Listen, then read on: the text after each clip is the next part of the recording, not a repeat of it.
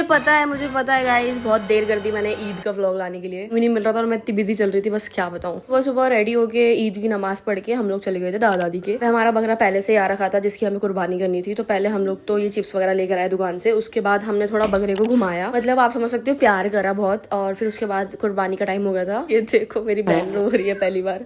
उसके बाद ऑब्वियसली बात है यार, इतनी सुंदर लग रही थी मैं, तो मैंने फोटो शूट वगैरह करा वहीं दादी के घर पे ही। उसके बाद मैं और मेरी बहन ईद पे, और क्या ही काम होता है, हम लोग ऊनो खेलने बैठ गए। कुर्बानी के बाद ये कलेजी बनाती है मेरी दादी हमेशा, तो वो बना रही थी। उसके बाद यार मैं ना चली गई थी अपने दोस्तों के यहाँ पे अंदर। ईद दिवाली कुछ भी होता है ना, हम लोग मिलते जरूर हैं। तो मैं अपनी दोस्त को चली गई थी, वहाँ पे मेरी वाली दूसरी दोस्त भी आ गई थी। तो पहले मेरी दोस्त ने काटा खरबूजा, जो हम लोगों ने मिलकर खाया क्योंकि बहुत भूख लग रही थी।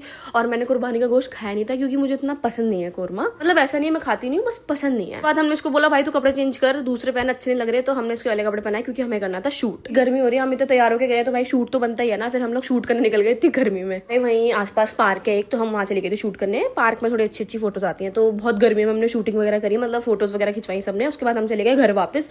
भाई मैं तो एसी में फैल गई, बस एसी में फैल गई। उसके बाद मेरी जो दोस्त की मम्मी है वो साड़ियाँ निकाल रही थी अपनी। आंटी को बोला आंटी ये साड़ी मुझे बहुत अच्छी लग रही है, आप मुझे दे दो। तो आंटी ने मेरी वाली साड़ी मुझे दे दी। और देखो शाम होते होती कितना अच्छा मौसम हो गया था। दिन में तो इतना अच्छा मौसम ही नहीं हुआ जब हमें चाहिए था। उसके बाद मैं घर आ गई थी, फिर घर से वापस हम लोग गए अपनी दादी के यहाँ पे, मतलब शाम होते ही। तो मैं ये गई थी कि मैं खाना वहीं खा लूंगी, बट मेरे पापा क्या है ना नॉन वेज नहीं खाते।